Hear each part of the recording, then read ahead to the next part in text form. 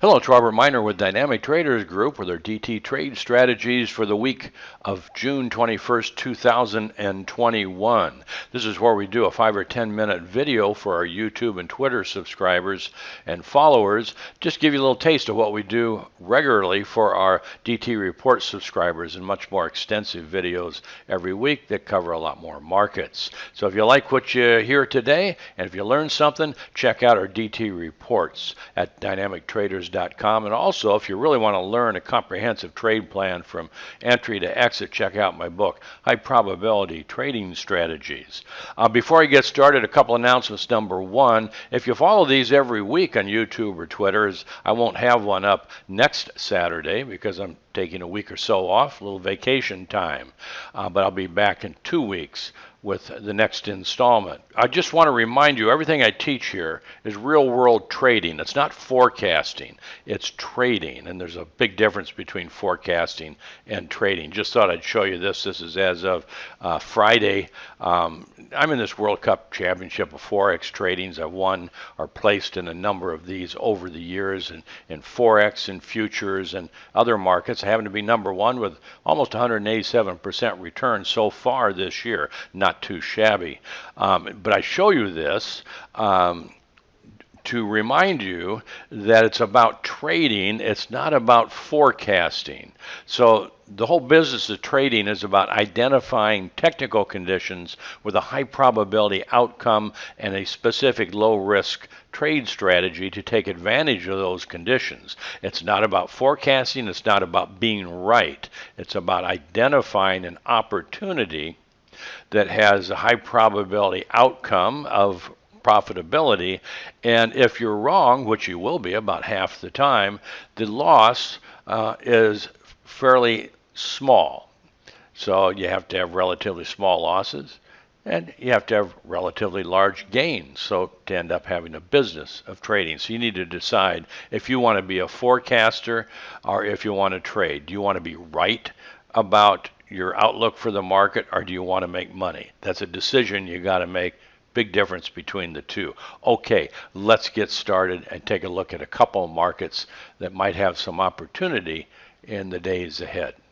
Before we get started here, I hope you took advantage of the information in last week's video for the S&P and for gold, because the outcomes were as anticipated by the technical position of those markets. And of course, the outcomes were pretty dramatic.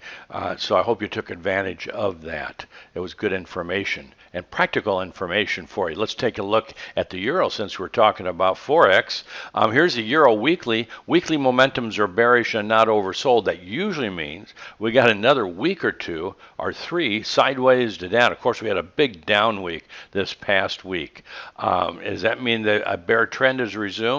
Not necessarily. Again, I don't forecast, I just look at conditions with a high probability outcome. And right now, the technical position is indicating a continued net bear trend. Now, that could just be sideways or slightly down over the next week or two or three. So it's not a time to buy. From my point of view at least. And however, in a couple of weeks, the week ending July 2nd, typically that would be about the extreme in time if this decline is a correction as anticipated. So we'll see in the next couple, 3 weeks, again, if this is a corrective decline, which would be followed by a advance to a new high. We'll find that out in a couple of weeks. But 2-3 weeks ago or so, I did what I call a big picture report for our subscribers about the probable major trends and probable upcoming major reversals for the euro and the dollar. So again, that's a special report for subscribers. It's the type of thing that you get when you subscribe to our report. So here's the euro daily. There's two key pieces of information here. Number one is the daily momentums. Last Friday was the third day of dual look back oversold, and typically a price reversal is made by the fourth bar on whatever time time frame you're looking at. So what we can say is we're really close to making what we call a daily low that would be followed by a reversal in 3 to 5 days sideways up, because the weekly momentums are bearish. The rally should just be a corrective rally within a weekly bear trend.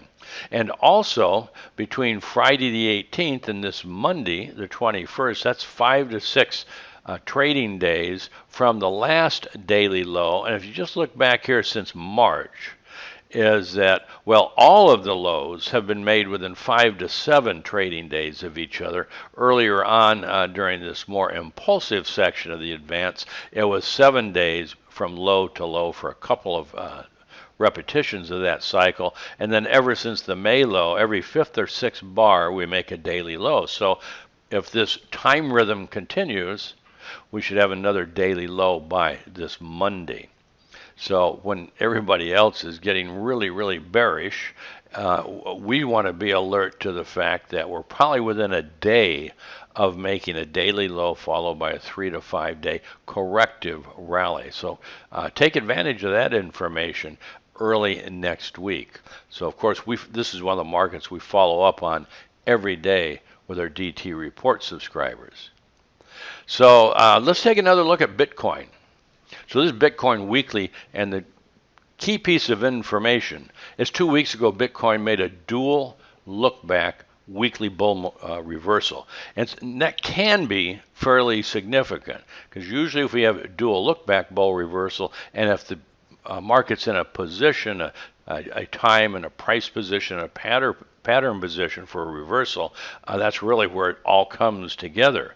So it could be significant. However, again, we don't forecast, we trade. This is Bitcoin daily data, and early last week Bitcoin broke out and closed above this potential wave 4 swing high. Closings are very important, even though I understand that it trades 24 hours basically, but closes are important.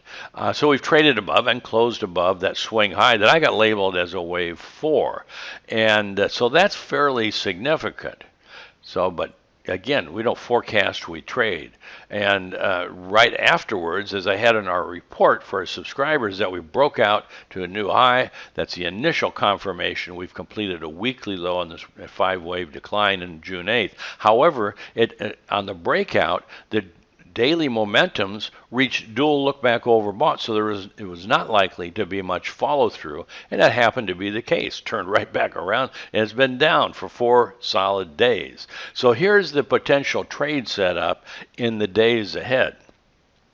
If we make a daily momentum DT oscillator bull reversal, and price has not traded below the June 8th low or closed below the June 8th close, that will be an ideal dual time frame setup to continue a weekly bull trend. That's what we call it, the perfect types of setup. We've got time price and pattern at the June 8th low, and then that would be the setup on the initial correction to the new bullish trend. However, that said, if first, Bitcoin trades below the June 8th low and closes below the June 8th close, while that will still be a dual time frame setup, it will be a reversal failure in that we made the weekly momentum bull reversal, we made the daily momentum bull reversal, and then price came down and traded below that.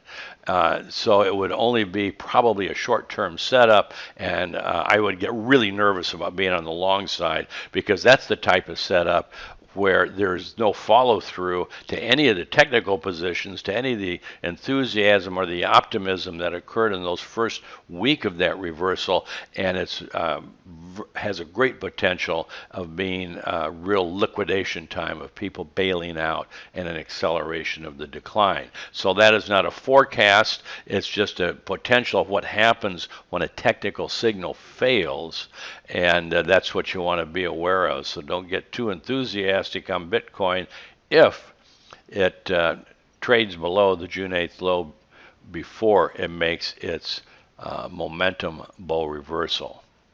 So that's what we're looking at for the next few days. Thanks for checking out our videos. Once again, check out our DT reports if you want to learn how to trade, as well as be alerted every day to potential trade setups in the days ahead, as well as the big moves, the major moves, and the potential major reversals from our big picture report. Once again, I won't have a video next Saturday, so see you in a couple weeks. Take care, keep healthy. Robert Miner, over and out.